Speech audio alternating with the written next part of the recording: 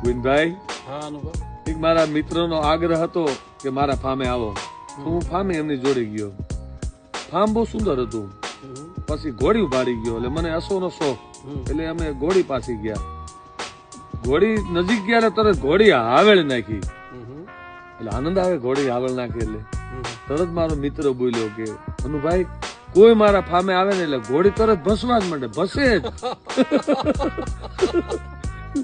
કૂતરા ભસે. મેં કીધું ભાઈ, ઘોડી બોલે એને ભૈસી નો કહેવાય, ઘોડી બોલે એને હાવેળ નાખી કહેવાય, હાથી બોલે એને તરાયડો કહેવાય, ગાય બોલે એને ભાંભરી કહેવાય, ભેં બોલે એને રેણકી કહેવાય, ગીધ બોલે એને આરાયડો કહેવાય, અને શિયાળ બોલે ને લાળીકીરી કહેવાય, મોર બોલે ને ટહુકો કહેવાય, અને હાવજ બોલે ને ડેણકો કહેવાય.